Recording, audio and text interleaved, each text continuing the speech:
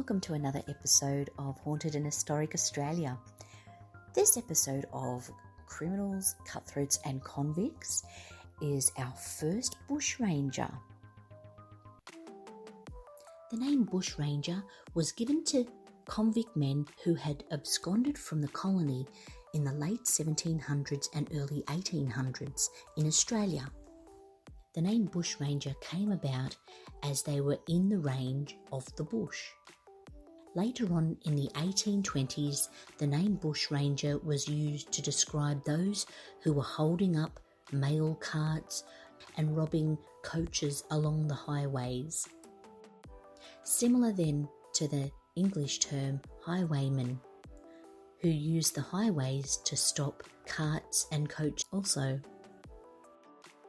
Long before Ned Kelly, Ben Hall and the Clarke brothers, there was a bushranger who was once a convict that arrived on the First Fleet, who was convicted in England, but he was not actually born in the UK at all. In fact, they suspect he was born in Madagascar, or the West Indies. His name is John Caesar. John Caesar, born in Madagascar or the West Indies in 1764, which would make him about 22 years old when he got caught, moved to England and was a servant living in the parish of St. Paul in Deptford. This was recorded in 1786, as he was tried on the 17th of March, St. Patrick's Day, in Maidstone, Kent, for stealing 240 shillings. His sentence was transportation to the penal colony of New South Wales for 7 years.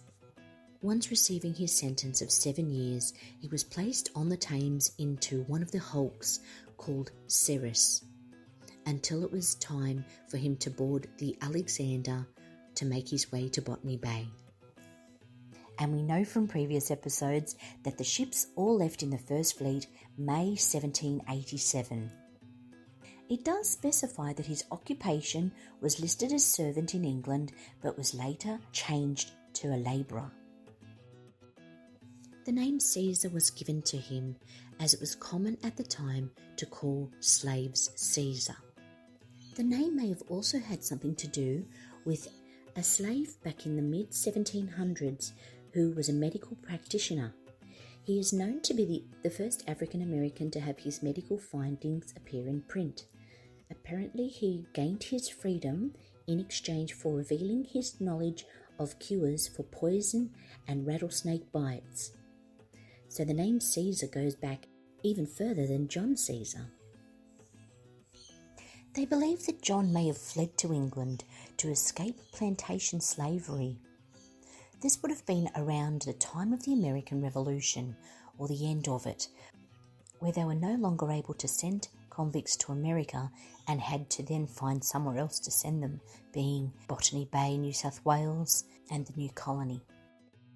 Due to his dark skin, he was given the nickname Black Caesar, and whether John was his real name, we'll never know. But what we do know is that he became our first bushranger. As we know, in the early settlement, there wasn't very much food, and with the coming of the Second Fleet, it proved even more stretched, with more convicts arriving, and only the arrival of the Justinian to bring them supplies. Rations were stretched, people were stealing and being hung. It was a terrible time to be in the colony. And for someone like John Caesar, being such a large man, strong like an ox, he was quite fit, but that also came with needing a lot of food to maintain that body. He has been known as being a very hard worker, and it has been mentioned more than once. Judge Advocate Edward Collins wrote in 1789, "The man was always reputed the hardest working convict in the colony. His frame was muscular and well calculated for hard labour. His appetite was ravenous, for he would in any one day devour the full rations for 2 days. To gratify this appetite, he was compelled to steal from others, and all his thefts were directed to that purpose. So it seems Paul Caesar was stealing just to eat. He had such an appetite that it just couldn't be fulfilled. It wouldn't have been fulfilled in London, as it was such a poor area at the time, and as a servant he wouldn't have been making that much. So into the colony he was, along with many of the others. In April 29th of 1789, Caesar ends up being tried again for theft. However, he wasn't hung, as Governor Philip could see the potential of his stature for hard labour, because the colony needed his strength. His sentence was extended to life, though, which meant that from here forward he would be working for the colony for the rest of his days. Shortly after, he escaped to the bush with some provisions and an iron pot with a soldier's musket as well. He soon began to steal food on the outskirts of the settlement. There was quite a few of the other convicts as well that had absconded, but a lot of them kept going back. Some of them met up with the First People and in some cases were offered food and provisions. In John Caesar's case, whenever he met up with some First People that weren't offering food, he would use his musket to shoo them away from their food and demand the rations. However, after a short time, he wasn't able to sustain himself, and before long, he had to start stealing from the outskirts of the settlement. On one night, June 6th, while trying to steal food from the colony's assistant of the commissary for stores, it is at this point that Governor Arthur Phillip believed that he would make a good labourer and sent him to Garden Island. He was put in iron belts, but was provided with extra vegetables in addition to his normal rations. He worked so well.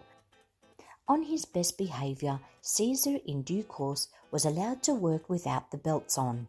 However, taking advantage of this, absconded again on December 22nd. He stole a small rowing boat that belonged to an employee on the island, as well as a week's worth of rations and a musket. He continued once again to rob the gardens and take food from the outskirts of the settlement, as well as thieving off the First People. Of course, eventually, one of the First People speared him, wounding him in several areas of his body. He knew at this point that he was too injured to keep going, and gave himself up. David Collins says that he lasted 19 days out there by himself. After he handed himself in to the authorities, he was given another pardon and sent to work on Norfolk Island. With John's big stature, he was said to have stood about a foot taller than most of the men in the colony. Being a large, fit man with an extremely large appetite, it frightened most of the other men, to the point that nobody would share a hut with him. It is here at Norfolk Island that he meets Anne Paul. We're not sure if it's Anne Paul or Anne Power, as there are different names used along the way. Although it would be a lovely thought to think that John Caesar and Anne Paul, Anne Power, got together and fell in love. But it is more practical that they got together for mutual benefits. The convict men were advised that if they took a woman, they could be granted some land and they could eat what food they grew themselves. As well as for the women, if they married one of the convict men, they didn't have to work themselves. This meant for Caesar he could get land, and this meant growing more food for his insatiable appetite. And for Anne, she didn't have to work. So it really was a benefit to the both of them. They had a child in 1792, who they named Mary Ann. It appears that Governor King organised for 172 convicts to be taken from Norfolk Island back to Port Jackson aboard the Kitty in 1793. This was because many of the New South Wales Corps Marines were being sent to Norfolk Island and they were wanting the women convicts. So, in a preemptive action, he sent 172 of the convict men, some of which were already married to the convict women on the island, back to Port Jackson. Unfortunately, in doing this, he's split up the family of John Caesar and Anne Paul. Apparently, in doing this on Norfolk Island, this also meant that there was a lot of violence that broke out, as many of the Marines took over the island, and without the male convicts that the women were married to protect them, a lot of them were forced into relationships with the Marines, most likely just for survival. By 1795, famine was again looming in Sydney. We understand that Caesar was hauling carts in Sydney. The Third Fleet had also come by now, and with it more convicts, as well as some free settlers. So there was a lot to do in Botany Bay. There is a record of another escape in 1794, but he's not gone long and goes back to camp. There is a bit of noise regarding his involvement in injuring Aboriginal warrior Pemulwuy. Whilst he was working in late 1795, the party that he was working with at Botany Bay came under attack by a group of warriors led by Pemulwuy. Such a confident man and not one to back down, Caesar wounds him by cracking his skull. It is noted that Caesar is one of the men that almost ends Pemulwuy at the time, and he gains quite a lot of popularity. There is also note of a fourth escape from custody in the December. Caesar fled to the bush. This time he stayed at large, and Caesar leads a gang of absconders in the Port Jackson area. It was confusing to many that they had so many guns. When the commissary conducted a survey of their 300 muskets, 50 of them could not be accounted for. It is also understood that they blamed Caesar for a man's death, as apparently at the time he was the only one that wasn't accounted for. By this time, Governor Hunter is well aware of Caesar, and despite helping the colony by wounding Pemulwuy, as Pemulwuy at the time had become quite a threat to the colony, Governor Hunter puts a bounty on Caesar's head and the capture of anyone else. The governor decided that Caesar and the other men were a real threat to the colony. He did not want other convicts to believe that they could survive like Caesar had in the wilderness. Governor Hunter now also believed that Caesar was challenging their authority, and this was more dangerous than the resistance of the First People. On the 29th of January 1796, Hunter published an official notice. This read, "Whoever shall secure this man, Black Caesar, and bring him in with his arms shall receive as a reward 5 gallons of spirits." 5 gallons of spirits in these days was quite a large amount. There wouldn't have been any man in the colony who wouldn't have wanted it. This brought about a man named John Winbow, one of the convicts that were aboard the Death Fleet and survived. He and another man that was unnamed stalked John Caesar. They were able to find out where he was hiding, and under the cover of darkness waited him out.